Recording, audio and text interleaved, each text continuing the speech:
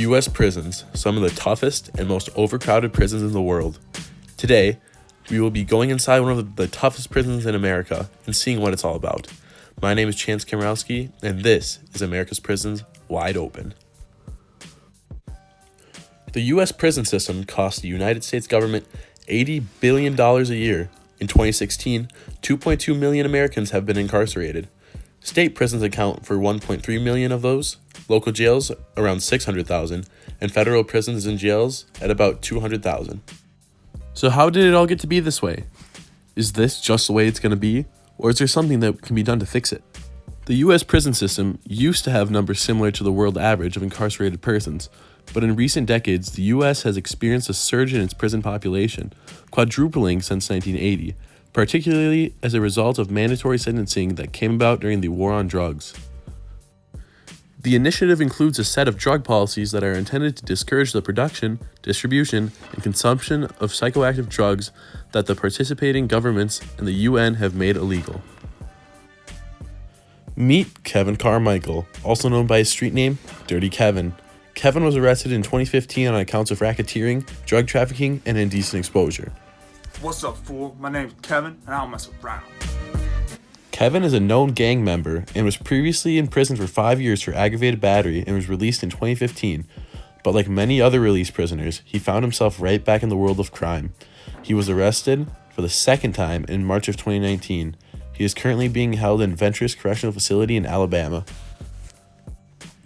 The United States has one of the highest recidivism rates in the world. According to the National Institute of Justice, within 3 years of release, about 2/3 of released prisoners were rearrested. Within 5 years of release, about 3/4 of released prisoners were rearrested. In comparison, Norway's incarceration rate is just 75 per 100,000 people, compared to 707 people for every 100,000 persons in the U.S., giving Norway one of the lowest recidivism rates in the world at 20%. We sat down with Kevin to get some insight on why the recidivism rate is so high in the U.S. Because the system makes us that way. The scary part of prisons has always been the violence, riots, stabbings, and stranglings. All of these occur in our prison systems. Yeah, I had this one boy one time get stabbed 3 times in the middle of the yard. Everyone just standing around and watched. Even though prison fatalities are rare, they do occur. Alabama has the highest prison homicide rate, clocking in at over 34 homicides per 100,000 people incarcerated, which is more than 600% greater than the national average from 2001 to 2014. Most of the violence in prison stems from gang warfare. Most inmates belong to a gang because without the protection of a gang, an inmate won't last long in prison. After Kevin's second arrest, he gave up gang information for a reduced sentence.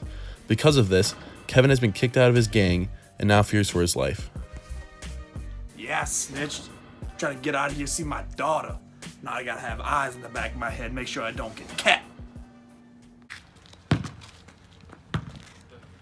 Hey, bro. I heard what you did to the gang. That ain't cool. Play me in basketball. Bet, you want no smoke? Say less.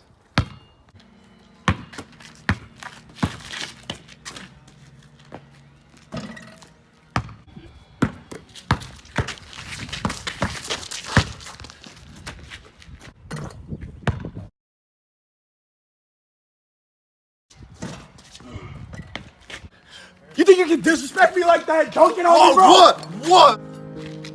No, bro, I'm just trying to see my daughter, man. Should have thought about that before you snitched on the gang, bro.